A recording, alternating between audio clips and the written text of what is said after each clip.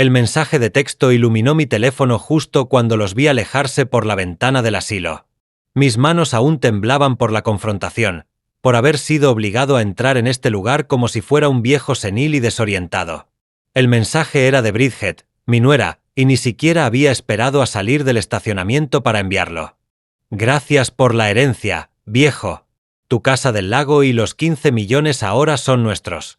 Me quedé ahí, en esa habitación estéril que olía a desinfectante y desesperanza, leyendo esas palabras una y otra vez. Ella creía que había ganado.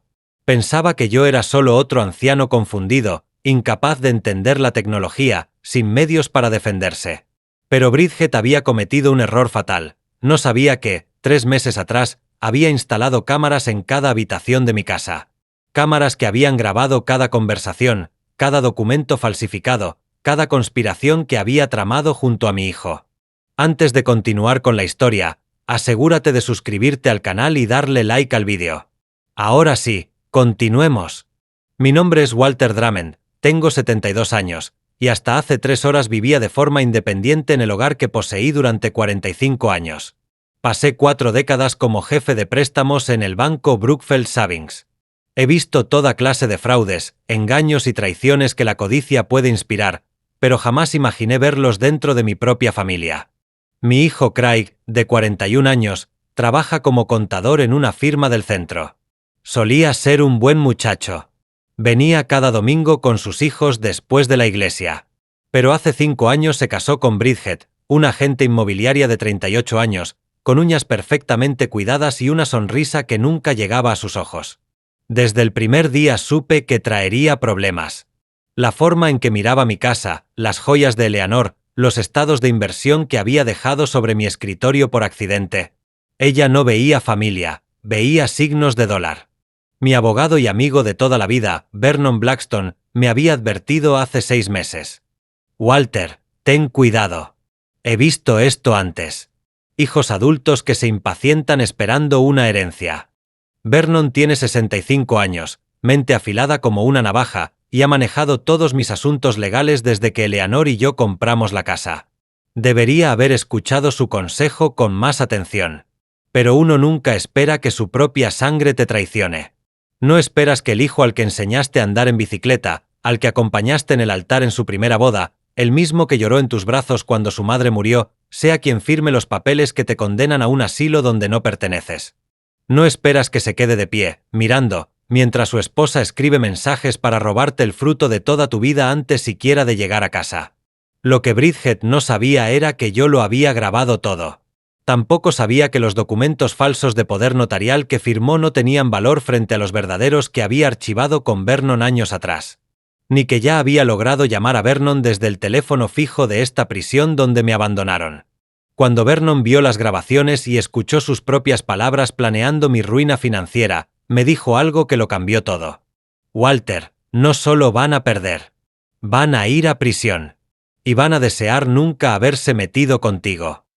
Esta es la historia de cómo la codicia destruyó a mi familia, de cómo mi hijo eligió el dinero antes que a su padre, y de cómo, a veces, la mejor venganza no es solo ganar, sino asegurarte de que el mundo entero sepa qué clase de personas intentaron desecharte. Mi casa en Brookfield está ubicada en 5 acres de terreno que Eleanor y yo compramos en 1979. Pagamos $70,000, que en ese entonces nos parecía una fortuna para un joven oficial de banco y su esposa maestra. Con los años, renové cada rincón de ese hogar de estilo colonial con mis propias manos. El porche donde Eleanor tomaba su café cada mañana, la cocina que remodelé para nuestro 25º aniversario y la cabaña de huéspedes que convertí en mi taller después de jubilarme. Cada tabla, cada clavo, cada capa de pintura contenía un recuerdo. Eleanor falleció hace 3 años, víctima del cáncer. 6 meses pasaron desde el diagnóstico hasta la despedida, y yo estuve a su lado cada día. Craig visitaba más durante esas semanas finales, trayendo a sus hijos, Taylor y Madison, que por entonces eran adolescentes. Se sentaban con su abuela a leerle sus libros favoritos. Bridget aparecía apenas 1 hora los domingos, siempre revisando su teléfono, siempre con algo más urgente que hacer. Después de la muerte de Eleanor, la casa se volvió demasiado grande y demasiado pequeña al mismo tiempo. Grande, porque solo quedaba yo caminando por sus pasillos vacíos. pequeña, porque no alcanzaba para contener todos los recuerdos que ella había dejado. Pero seguía siendo mi hogar. Conocía cada crujido de los pisos, cada ventana terca que necesitaba un empujón extra, cada rincón donde la luz de la tarde entraba perfecta por los ventanales del salón. Me mantenía ocupado. A los 72, seguía tan lúcido como siempre. Cada mañana revisaba mis inversiones, 15 millones de dólares acumulados con años de ahorro disciplinado, decisiones inteligentes y el seguro de vida que dejó Eleanor. Formaba parte del consejo de la biblioteca local, jugaba golf con Vernon y mis antiguos colegas todos los jueves, y el verano pasado reconstruí el deck trasero solo para demostrar que aún podía manejar herramientas eléctricas. Craig solía traer a los niños todos los domingos después de la muerte de su madre. Teníamos una rutina, preparaba mis famosos panqueques de arándanos, los mismos que hacía Eleanor, y pasábamos el día trabajando en maquetas de trenes o pescando en la cabaña del lago Winnisbam. Esa casa era mi orgullo, la compré con mi primer gran bono en 1985. 3 habitaciones, un muelle privado y las puestas de sol más hermosas de todo New Hampshire. Pero todo cambió cuando Craig se casó con Bridget, hace 5 años. Su primera esposa, Patricia, era maestra de jardín de infantes, igual que Eleanor. Se divorciaron cuando Craig tuvo una aventura con Bridget, que trabajaba en el edificio contiguo a su firma contable. Debería haberlo visto venir. Un hombre que traiciona una familia puede traicionar otra. Las visitas dominicales se volvieron mensuales, luego cada 2 meses. Y cuando venían, ya no era igual. Bridget recorría mi casa como si estuviera tasando una propiedad, no visitando a su suegro. Levantaba las figurillas de porcelana de Eleanor, las giraba para ver las marcas, y las dejaba sobre la mesa con una sonrisa satisfecha. Una vez la sorprendí fotografiando las joyas de Eleanor con su teléfono. «Solo le estoy enviando fotos a mi hermana», dijo. «Le encantan las piezas vintage». Craig también había cambiado. Se mostraba nervioso, siempre mirando a Bridget antes de responder mis preguntas. Cuando le preguntaba por su trabajo, murmuraba algo sobre clientes difíciles o presupuestos ajustados. Cuando le ofrecí revisar sus finanzas, Bridget intervino enseguida. «Estamos bien, Walter. No todos necesitamos millones para ser felices».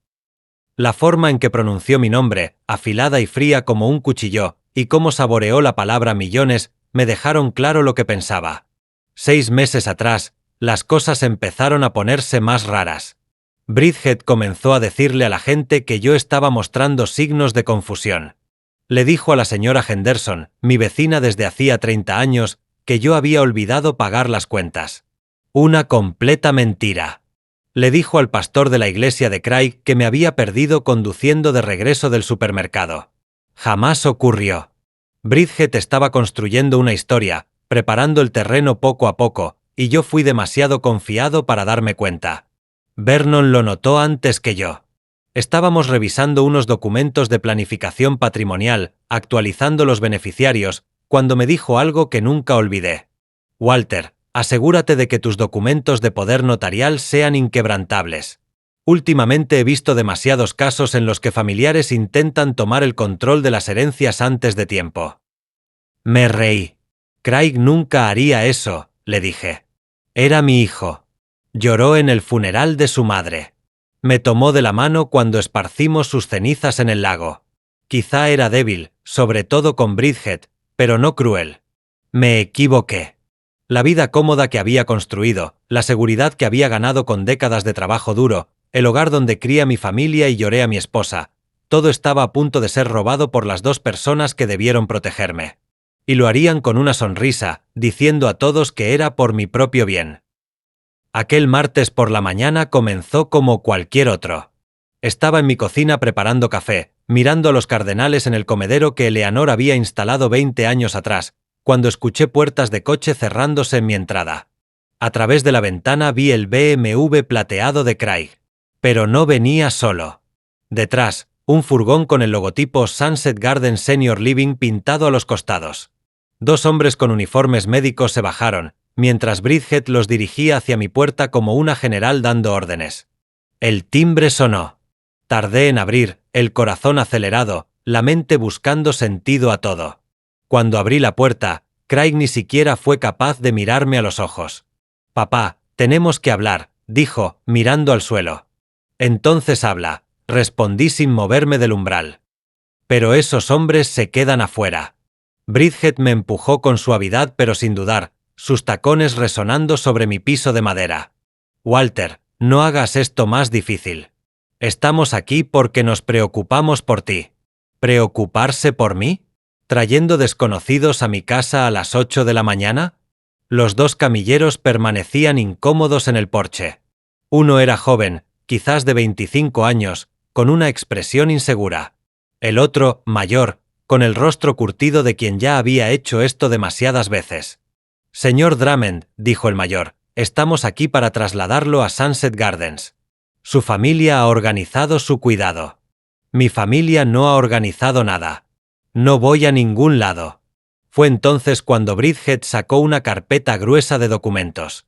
Walter, estás confundido. Llevas meses mostrando signos de demencia. Tenemos informes del doctor Nathaniel Crowe que confirman que ya no puedes vivir solo. ¿Doctor Crowe?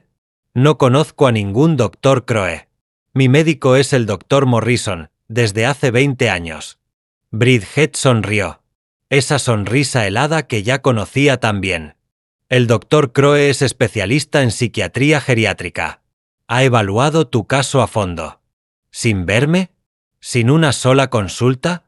Craig finalmente habló, con la voz temblorosa. Papá, te caíste el mes pasado y no se lo dijiste a nadie. Tropecé con una manguera del jardín, Craig. Me hice un moretón en la rodilla. ¿Desde cuándo eso es demencia? La señora Henderson dijo que te vio confundido en el supermercado, intervino Bridget. La señora Henderson ni siquiera estaba en la ciudad el mes pasado. Estaba visitando a su hija en Florida. Lo miré fijamente. Craig, ¿por qué estás haciendo esto? Su rostro se desmoronó por un instante. Vi algo allí, tal vez desesperación, tal vez vergüenza. Pero la mano de Bridget se posó en su hombro, y su expresión se endureció. Es por tu propio bien, papá. Esta casa es demasiado para ti. El mantenimiento, las facturas, la soledad. Mamá no querría que vivieras así. No te atrevas a invocar el nombre de tu madre para justificar esta traición. La palabra traición lo golpeó como una bofetada. Dio un paso atrás, pero Bridget avanzó. Basta de dramatismos, Walter. Vas a Sunset Gardens. Tenemos poder notarial, tenemos documentación médica. Si te resistes, llamaremos a la policía y diremos que eres un peligro para ti mismo. Quiero llamar a mi abogado. Vernon no puede ayudarte ahora, dijo Bridget, arrebatándome el teléfono cuando intenté alcanzarlo. Estás confundido. Ya no sabes qué es lo mejor para ti. El ordenanza mayor dio un paso adelante. Señor, llevo 15 años haciendo esto. Siempre es más difícil cuando las familias esperan demasiado. Venga con nosotros por las buenas. Será más fácil. No entiendes, le dije. Estoy perfectamente lúcido. Administro mis inversiones, conduje yo mismo hasta la reunión de la biblioteca ayer. Esto no tiene nada que ver con mi salud, es por dinero. El hombre dudó, mirando a Bridget. Ella le entregó los papeles, el informe médico y el supuesto poder notarial. Él los revisó, suspiró y extendió la mano hacia mi brazo. Lo siento, señor. Todo está en regla. Mis vecinos miraban desde sus casas. La señora Chen, del otro lado de la calle, sostenía su teléfono grabando. Tom Bradley, 2 casas más abajo, había detenido el cortacésped. Me vieron salir escoltado hacia la furgoneta, sin esposas, pero como si las tuviera. Dentro del vehículo, Craig se sentó a mi lado, mientras Bridget seguía detrás en su coche. Tu madre estaría avergonzada de ti, le dije. Mamá está muerta, papá. Murió hace 3 años. Tienes que aceptarlo. Ya lo acepté, Craig. Lo que no puedo aceptar es que mi propio hijo me venda por el dinero que cree que va a heredar. Su mandíbula se tensó. Bridget dice que ni siquiera recuerdas haber cambiado tu testamento el mes pasado, dejando todo a nuestro nombre si quedas incapacitado. Nunca cambié mi testamento. Ese abogado, el amigo de Bridget, tiene documentos falsos. El amigo de Bridget, escucha lo que dices, papá. pero ya había elegido su bando. Cuando llegamos a Sunset Gardens, el aire olía a limpiador industrial y esperanza perdida. Vi a Bridget escribiendo en su teléfono mientras nos estacionábamos. Ya estaba celebrando, planificando qué haría con un dinero que aún no era suyo. Me procesaron como si ya no existiera. Formularios firmados, pertenencias inventariadas, derechos entregados. Y mientras se alejaban, dejándome en una habitación con una sola cama y vista al estacionamiento, Bridget no pudo resistirse a enviar ese mensaje. El mensaje que, al final, sería su perdición. Pasé una hora exacta sentado en esa habitación del asilo, mirando el texto de Bridget en la pantalla de mi teléfono. Las paredes eran beige, la cama tenía barandillas de plástico y en algún lugar del pasillo alguien lloraba. Así no debía terminar mi vida. Trabajé 40 años, ahorré cada centavo, construí algo sólido, real. Y ahora era un prisionero más en un lugar para personas que ni siquiera recuerdan sus nombres. Pero yo no era uno de ellos. Mi mente seguía tan precisa como un reloj suizo, y sabía exactamente lo que debía hacer. En la habitación había un teléfono fijo, probablemente para que las familias llamaran a los residentes incapaces de usar móviles. Lo tomé y marqué el número directo de Vernon, el mismo que sabía de memoria desde hacía 3 décadas. Oficina de Vernon Blackstone, respondió una voz al otro lado. Vernon, soy Walter. Necesito tu ayuda. Walter, ¿de dónde estás llamando? Este no es tu número de celular, dijo Vernon, su voz cargada de sospecha. Estoy en el asilo Sunset Gardens, en la ruta 9. Craig y Bridget me internaron esta mañana. Dicen que tengo demencia. Hubo un silencio breve. Luego, su tono cambió, frío, profesional, preciso. ¿Estás herido, Walter? ¿Te están reteniendo contra tu voluntad? Físicamente estoy bien. Pero tienen papeles, Vernon. Documentos de poder notarial que jamás firmé, una evaluación médica de un doctor al que nunca he conocido. Todo fue orquestado por Bridget. Mantén la calma, Walter. Estoy revisando tu expediente ahora mismo. Tengo aquí tus verdaderos documentos de poder notarial, archivados hace 3 años. Me nombraste a mí como representante secundario con instrucciones específicas sobre autenticación. Cualquier cosa que hayan presentado en esa institución es fraudulenta. Vernon, hay más, dije, con el corazón acelerado. ¿Recuerdas el sistema de seguridad que instalé después de que los Henderson sufrieran aquel robo? Tengo cámaras por toda la casa. Graban audio y vídeo, y todo se guarda automáticamente en la nube. El mes pasado te di los códigos de acceso cuando actualicé mi testamento. ¿Crees que han estado en tu casa planeando todo esto? No lo creo, lo sé. Revisa las grabaciones del jueves pasado, alrededor de las 2 de la tarde. Yo estaba en el campo de golf. Bridget lo sabía. Escuché a Vernon teclear. Pasaron varios segundos antes de que hablara de nuevo. Su voz había cambiado por completo. Dios mío, Walter, estoy viendo el vídeo ahora. Bridget está en tu sala con un hombre, unos 50 años, barba canosa. Debe ser el doctor Nathaniel Crowe, supongo. Le está entregando un sobre. Él cuenta el dinero. Walter, ella está diciendo literalmente las palabras evaluación de competencia sin examen. Y se está riendo. Eso es conspiración para cometer fraude, abuso a un anciano, detención ilegal. Son delitos federales. Sigue mirando, Vernon. Revisa también la grabación de esta mañana. Más tecleo. Luego, escuché a Vernon soltar una maldición entre dientes, algo que rara vez hacía. Ahora mismo están revisando tus archivos, los dos. Bridget está al teléfono con alguien llamado Rex, hablando de liquidar activos. Acaba de decir que tendrán todo transferido en 3 meses. Craig está fotografiando documentos de tu caja fuerte. ¿Cómo supieron la combinación? Craig sabe dónde guardo mis cosas importantes. Le conté hace años, por si me pasaba algo. Ahí está el anillo de compromiso de su madre. Walter, estoy descargando todo, cada segundo de las grabaciones. Esto es prueba de una conspiración criminal. Voy a llamar al juez Rothman de inmediato. Fuimos juntos a la Facultad de Derecho, y odia los casos de abuso a personas mayores. Su madre fue víctima hace años. Hubo una pausa, lo oí tomar notas. Hay algo más, continuó Vernon. Estoy viendo un vídeo de hace 2 semanas. Bridget se reunió con alguien en tu entrada, le mostró la propiedad. Walter, creo que estaba consiguiendo tasaciones antes incluso de actuar contra ti. ¿Puedes ver quién era? Clarísimo. Michey Reeves, de Goldstar Realty. Le señalaba dónde podían subdividir el terreno. Mencionó demoler la cabaña de huéspedes para construir condominios. Mi taller, el estudio de arte de Eleanor antes de enfermarse, dije, sintiendo una punzada en el pecho. Planeaban derribarlo todo. ¿Qué tan rápido puedes moverte en esto, Vernon? Ya estoy presentando las peticiones de emergencia. Habeas corpus para tu liberación inmediata, denuncias penales por fraude, abuso a persona mayor y detención ilegal. Además, denuncias federales por conspiración, porque usaron comunicaciones interestatales.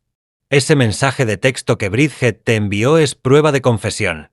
Ella cree que soy demasiado viejo para entender la tecnología. Ese fue su error. Walter, necesito que documentes todo ahí dentro. Toma fotos del papeleo de admisión, anota los nombres del personal, graba todo lo que digan sobre quién ordenó tu ingreso y por qué. Usa tu teléfono. Crea evidencia. ¿Y Craig? Es mi hijo, Vernon. Tu hijo participó en una conspiración criminal contra ti. Hizo su elección. También estoy preparando demandas civiles. Los demandaremos por daños, angustia emocional, detención ilegal, difamación. Bridget le dijo a la gente que tenías demencia, arruinando tu reputación. Iremos tras sus bienes, su casa, todo. No quiero venganza, Vernon. Quiero justicia. A veces son lo mismo. El juez Rodman está disponible a las 3 de la tarde. Enviaré a mi asociado Bradley a buscarte con una orden judicial. No le digas a nadie ahí todavía. Déjalos creer que ganaron. Cuando colgué, sentí algo que no experimentaba desde el diagnóstico de Eleanor, una esperanza real mezclada con una tristeza insoportable. Esperanza de que la justicia prevalecería. Tristeza porque todo esto tuviera que suceder. 3 días después, Bridget y Craig vivían en mi casa como si ya la hubieran heredado. El investigador privado de Vernon lo seguía discretamente y le reportaba cada movimiento. Habían cambiado las cerraduras, contratado a obreros para remodelar el baño principal y agendado citas con 3 agencias inmobiliarias distintas.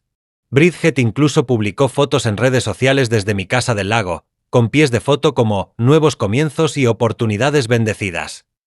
Pero aquel jueves, exactamente a las 9 de la mañana, la justicia tocó a su puerta en la forma de Vernon Blackstone, 2 Marshalls federales, la detective Patricia Romano de la Unidad Estatal de Crímenes contra Ancianos y la orden judicial del juez Rodman. Vernon me contó luego cada detalle. Craig abrió la puerta vistiendo la vieja camisa de golf de mi padre, la del logo del Brookfield Country Club, que yo conservaba por puro sentimentalismo. Señor Drummond, dijo la detective Romano, mostrando su placa. Tenemos órdenes de arresto para usted y su esposa por conspiración para cometer abuso a un anciano, fraude, falsificación, detención ilegal y robo por engaño. El rostro de Craig se volvió blanco. Debe haber un error. No hay error, respondió Vernon, dando un paso al frente. ¿Dónde está su esposa? Bridget apareció al tope de las escaleras, usando la bata de seda de Eleanor, la que le compré para nuestro 40º aniversario. Al ver a los oficiales, intentó correr hacia el dormitorio, tal vez para llamar a su abogado o destruir pruebas. Pero el Marshal Johnson fue más rápido. La alcanzó en el pasillo. «No pueden hacer esto», gritaba Bridget mientras la esposaban. «Walter es senil. Tenemos documentación. Tenemos poder notarial». Vernon sacó su teléfono y reprodujo un audio de mi sistema de seguridad. La propia voz de Bridget llenó el pasillo. «Una vez que el viejo tonto esté encerrado, transferimos todo. De todos modos, morirá en menos de 1 año en ese lugar. Esos asilos saben cómo manejar a los residentes difíciles, si les pagas lo suficiente». El segundo Marshal ya estaba esposando a Craig, que balbuceaba. Bridget dijo que era legal, dijo que el abogado lo había hecho todo legal. ¿Se refiere al abogado Michey Frost?, preguntó la detective Romano. Ya está bajo custodia. Resulta que ha estado dirigiendo esta estafa junto a médicos en 3 estados. El Dr. Crowe nos entregó todo, incluidos los registros del pago de $8.000 que su esposa le hizo por los informes falsos. Mientras los escoltaban fuera, los mismos vecinos que 3 días antes habían visto cómo me llevaban, ahora presenciaban mi reivindicación. La señora Chen grababa otra vez. Tom Bradley incluso aplaudió. Pero el mejor momento, según me contó Vernon, fue cuando Bridget vio llegar a los contadores forenses que iban a asegurar la propiedad. ¿Qué están haciendo?, preguntó ella. Asegurando las pruebas, respondió Vernon. Cada objeto que hayas tocado, movido o robado será catalogado. Por cierto, ese Rolex que llevas puesto era de Walter. Estaba en su caja fuerte. Eso suma otro cargo de robo. Esa misma tarde, durante la audiencia, me senté en la galería mientras la fiscal, la subfiscal Margaret Knox, presentaba el caso. En la pantalla principal del tribunal se proyectaron las grabaciones de seguridad. Y, por primera vez en mucho tiempo, sentí que Eleanor estaría orgullosa. Las imágenes lo decían todo. El vídeo mostraba a Bridget entregando dinero en efectivo al Dr. Crowe, el mismo que había firmado aquel falso diagnóstico. Otro fragmento mostraba a Craig abriendo mi caja fuerte mientras yo era llevado al asilo. Y finalmente, el más doloroso de todos, los dos brindando con champaña en mi cocina esa misma noche, riendo, celebrando lo fácil que había sido destruirme. Su señoría, dijo la fiscal Knox con voz firme, los acusados no solo robaron al señor Drummond. Le arrebataron su autonomía, su dignidad, e intentaron borrar toda una vida de esfuerzo. El Estado solicita una fianza de $2 millones para cada acusado, dada la gravedad de los delitos y su acceso a fondos obtenidos ilegalmente. El abogado de Bridget, un defensor público asignado después de que Michie Frost también fuera arrestado, intentó argumentar. Su señoría, la señora Drummond creía estar actuando en el mejor interés de la familia. El juez Rothman, un hombre de 70 años, mirada penetrante y cero tolerancia hacia los abusos a mayores, se inclinó hacia adelante. Abogado, he revisado las pruebas. Su clienta aparece en vídeo celebrando el robo de $20 millones a un hombre plenamente competente. Pagó a un médico desacreditado para crear historiales falsos y difundió mentiras sobre el estado mental del señor Drummond para justificar sus acciones. Esto no fue cuidado. Fue depredación. Cuando llegó el turno de Craig, se derrumbó por completo. Su señoría estaba endeudado. Bridget dijo que era la única salida, dijo que papá querría que tuviéramos el dinero, que simplemente ya no lo sabía. El juez lo miró directo a los ojos. Señor Drummond, le dijo con tono severo, tiene 41 años. Es contador. Sabía perfectamente que lo que hacía estaba mal. Eligió el dinero por encima de la libertad y la dignidad de su padre. La fianza se fijó en $2 millones para cada uno. Pero, con todos sus bienes congelados por la investigación, no pudieron pagar. Fueron enviados directamente a custodia. Mientras se llevaban a Craig, me miró por primera vez desde aquella mañana en la furgoneta. Papá, lo siento, articuló con los labios. Yo desvié la mirada. El perdón no era suficiente. Nunca lo sería. Vernon me llevó a casa esa misma tarde. A mi verdadera casa, no al asilo. El equipo forense ya había terminado, dejando todo registrado y en orden. De pie en mi cocina, mirando las copas de champaña que Bridget y Craig habían dejado sobre la encimera, sentí el peso completo de lo ocurrido. De verdad creyeron que habían ganado, dije. Los criminales siempre lo creen, respondió Vernon, hasta el instante en que descubren que los atraparon. 6 meses después, me senté en la sala del tribunal para la sentencia final. Los juicios habían sido rápidos, las pruebas abrumadoras. Las grabaciones de seguridad incluso se mostraron en los noticieros locales, con los rostros difuminados por privacidad, y la historia se convirtió en una advertencia en toda Nueva Inglaterra sobre el abuso a ancianos y la traición familiar. Bridget fue la primera en recibir sentencia. Había envejecido 10 años en 6 meses, su fachada perfecta estaba destruida. El juez leyó el veredicto. 18 años sin posibilidad de libertad condicional por conspiración para cometer abuso a un anciano, fraude, falsificación y robo. Cuando mencionaron la pena mínima obligatoria por abuso financiero a mayores con montos superiores al $1.000.000, finalmente se quebró. No más sonrisas frías. Solo la realidad brutal de casi 2 décadas en prisión federal. Craig recibió 8 años, tras aceptar un acuerdo de culpabilidad y testificar en su contra. Confesó todo. Cómo lo manipuló Bridget, cómo le hizo creer que yo estaba perdiendo la lucidez, cómo lo convenció de que estarían seguros para toda la vida. Pero la manipulación no era una excusa para la traición, y el juez lo dejó claro. Señor Drummond, dijo el juez Rodman antes de que los alguaciles se lo llevaran, usted tuvo un padre que lo amó, que lo habría ayudado si se lo pedía. En cambio, eligió la avaricia por encima de la familia. Esa elección marcará el resto de su vida. El doctor Nathaniel Crowe recibió 12 años de prisión y perdió su licencia médica en los 50 estados. Michie Frost, el abogado corrupto, fue condenado a 15 años y expulsado del colegio de abogados. La investigación reveló que habían hecho lo mismo con 7 víctimas mayores más en toda Nueva Inglaterra. Mi caso había expuesto toda su red criminal. Después de la sentencia, la exesposa de Craig, Patricia, se me acercó fuera del tribunal. Había obtenido la custodia completa de Taylor y Madison tras el arresto de Craig. Walter, los niños quieren verte, me dijo.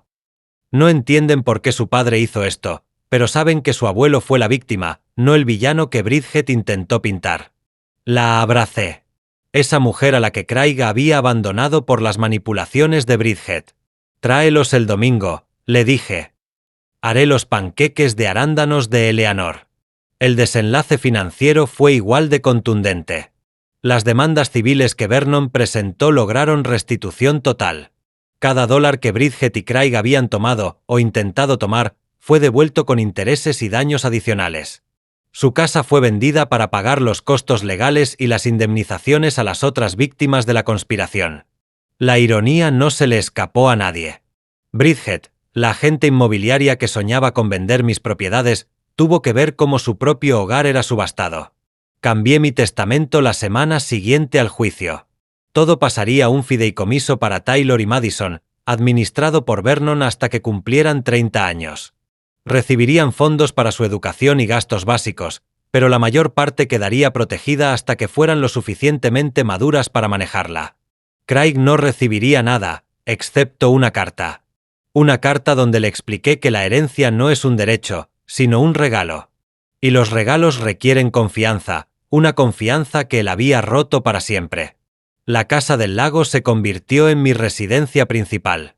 No podía seguir viviendo en la de Brookfield, no con los recuerdos de Bridget hurgando entre las cosas de Eleanor, ni con la imagen de Craig forzando mi caja fuerte. La vendí a una familia joven con 3 hijos, el tipo de familia que Eleanor y yo habíamos sido alguna vez. Prometieron cuidar los jardines que ella tanto amaba. Vernon y yo pescamos juntos todos los fines de semana en el lago. La semana pasada trajo al técnico que había instalado mis cámaras. ¿Sabe, señor Drummond?, me dijo. Su caso se volvió legendario en nuestra industria. Lo usamos como ejemplo de que la buena seguridad no es paranoia, sino preparación. $1.500 en cámaras, respondí sonriendo. La mejor inversión de mi vida. No solo salvó mi dinero, sino que reveló la verdad sobre personas que creía conocer. Un año después, recibí una carta de Craig desde prisión. La guardo sin abrir, junto a otras 17 que ha enviado. Quizás algún día las lea, pero no hoy. Perdonar no es olvidar. Y hay traiciones que cortan demasiado profundo como para sanar. Taylor y Madison me visitan cada verano. Trabajamos juntos en maquetas de trenes en el taller, el mismo que Bridget planeaba demoler para construir condominios. Les enseño sobre inversiones, sobre trabajo duro, sobre el valor de ganar en lugar de quitar. Pero, sobre todo, les enseño sobre la confianza, lo preciosa que es y lo cuidadosamente que debe protegerse.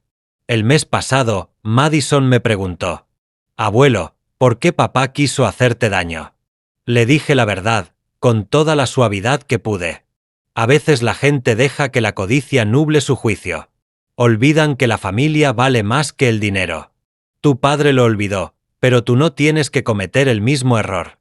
La última vez que vi a Walter, contaría después Patricia, fue durante la cena de Acción de Gracias en la Casa del Lago.